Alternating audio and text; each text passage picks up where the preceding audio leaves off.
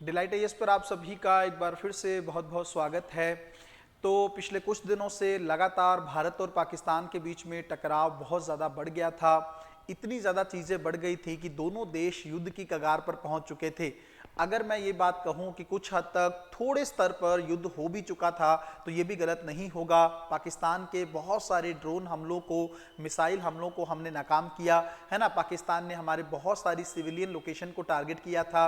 कहीं ना कहीं पे सिचुएशन बहुत क्रिटिकल थी, है ना। और पाकिस्तान के बहुत सारे एयरबेस जब भारत ने उड़ाए तब जाके पाकिस्तान अंतर्राष्ट्रीय बिरादरी से एक हिसाब से मिन्नत करने लगा, मध्यस्थता की बातें करने लगा और कई देशों से गुजारिश करने के बाद उसने भारत तक ये चीज़ें पहुंचाई और भारत ने कहीं ना कहीं पे उस चीज़ को एक्सेप्ट भी कर लिया और सीज फायर डिक्लेरेशन के लिए एग्री हो गए।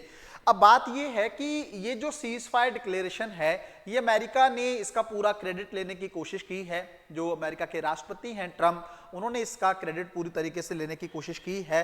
तो हम लोग देखते हैं कि जो ट्वीट जो है या जो डिक्लेरेशन भारत के प्रधानमंत्री के द्वारा होनी चाहिए थी वो ट्रंप के द्वारा क्यों की गई, या अभी तक भारतीय प्रधानमंत्री इस पूरे मैटर को लेकर शांत क्यों है। लगातार विपक्ष इस मैटर को उठा रहा है। पूरे मैटर को गहराई से जानने का प्रयास करेंगे।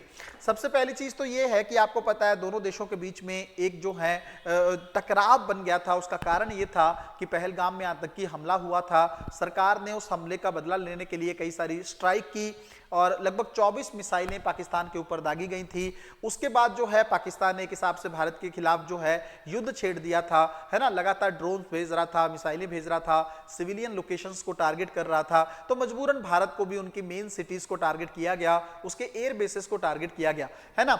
अब ये सब चल रहा था, उसी टाइम पे ट्रंप जो है ये एक ट्वीट करते हैं। एक्स पर इनकी तरफ से अपना जो है डिक्लेरेशन किया जाता है कि मैंने बहुत लंबी बात की है दोनों देशों के प्रमुखों से और अंत में दोनों देश जो हैं सीज फायर करने के लिए एग्री हो गए हैं और अब आज से युद्ध रोक दिया जाएगा, है ना। तो ये पहली चीज, तो ये सबसे बड़ी चीज ये थी कि अगर ऐसा कुछ होने वाला भी था, रुकने भी वाला था युद्ध, तो सवाल ये है कि इसकी डिक्लेरेशन किसको करने का हक था।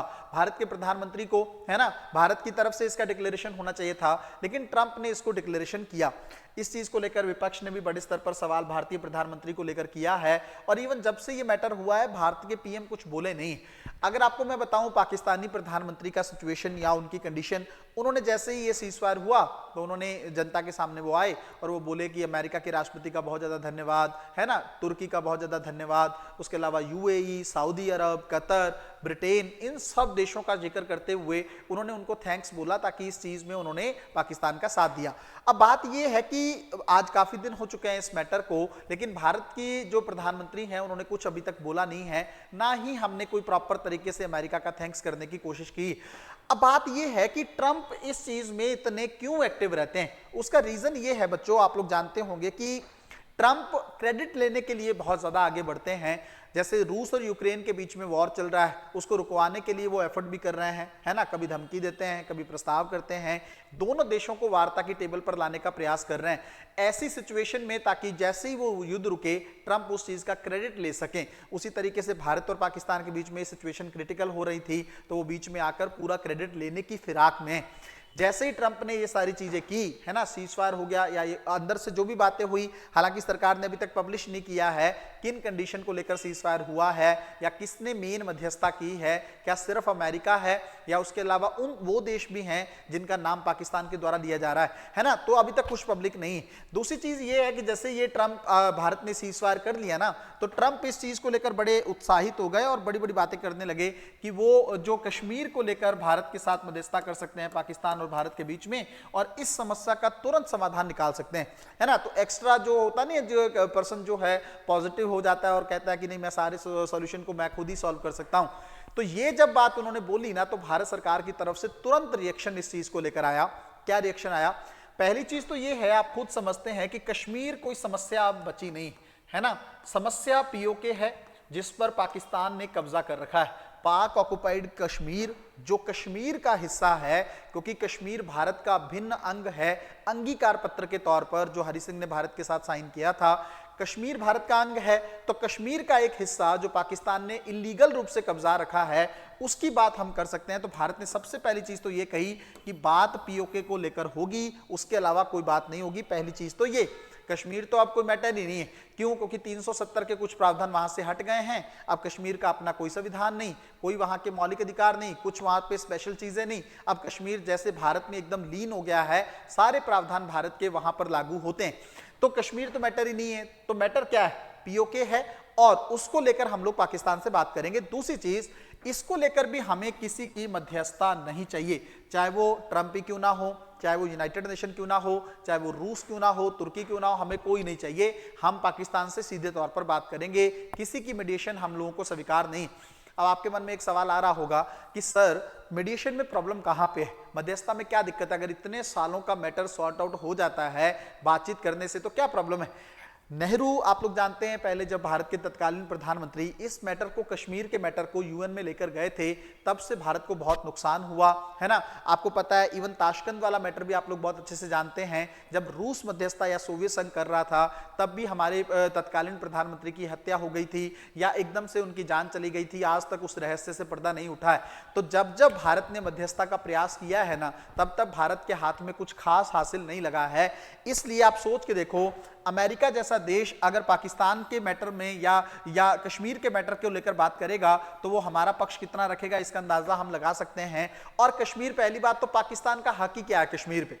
कश्मीर का अंगीकार पत्र हमारे पास साइन किया हुआ है, हरि सिंह ने भारत के साथ विलय किया था। तो कश्मीर पे तो पाकिस्तान का कोई हक ही नहीं है, कोई बात ही नहीं है उस मैटर को लेकर। लेकिन आज तक उसने उसी चीज को बरकरार रखा है। और इवन यूनाइटेड नेशन हो या ये सब देश हो, ये भी चाहते हैं कि भारत एलओसी को क्रॉस ना करे, पाक ऑक्युपाइड कश्मीर को लेकर कुछ खास करे ना, जब तक इस मैटर का स्थायी समाधान ना निकले, है ना। तो कहीं ना कहीं पे मुझे लगता है एक समय आएगा जीवन में, चाहे वो आज आए, 50 साल बाद आए, 100 साल बाद आए, वो तभी मैटर सॉर्ट आउट होगा जिस दिन भारत की सेना पाक ऑक्युपाइड कश्मीर को अपने में मिलाएगी। हमें ही कोई एक्शन लेना होगा।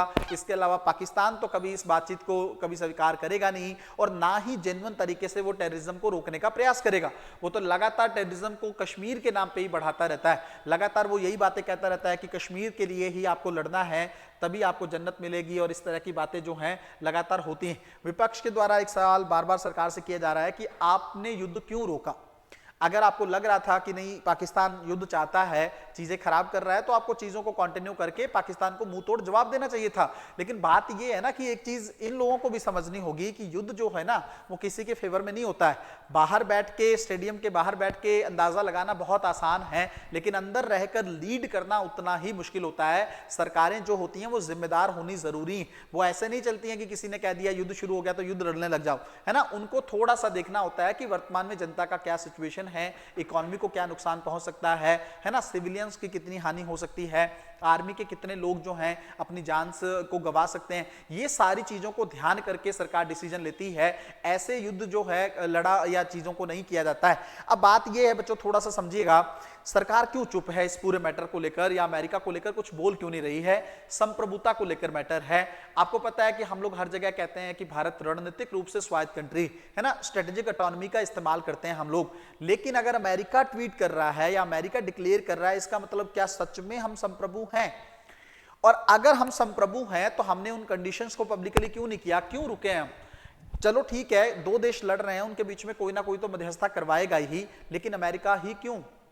क्यों हर बार जो है अमेरिका इस चीज में आकर लीड करने लगता है? क्यों अमेरिका चीजों को जो है रोकता है, या अमेरिका अपने पक्ष या अपने इंटरेस्ट साधने की कोशिश करता है? तो सरकार को ये चीज थोड़ा सा खल रही है। इसके चलते ना भारतीय पीएम अभी तक कुछ बोल रहे हैं, ना सरकार की तरफ से ज्यादा बढ़ चढ़कर कुछ बातें बोली गई हैं। ये तो आने वाले समय में ही देखने को मिलेगा कि ये सीज फायर कितना सक्सेसफुल हो पाता है, क्योंकि पाकिस्तान अभी भी छिटपुट घटनाओं को अंजाम दे रहा है और वो मान नहीं रहा है। और जब तक वो आतंकवाद की नीति को नहीं छोड़ेगा, और खास करके ऐसी सिचुएशन में जब आईएमएफ ने उसको 2 से 3 बिलियन का जो है लोन दे दिया है, ऐसी सिचुएशन में वो उस पैसे का किस तरीके से इस्तेमाल करता है, इन सारी चीजों पे डिपेंड करेगा कि भारत की भविष्य की विदेश नीति किस तरीके से संचालित होगी। मिलते हैं अगली वीडियो में, तब तक अपना ध्यान रखें, अपनी पढ़ाई को बहुत अच्छे तरीके से करते रहें। बहुत बहुत धन्यवाद।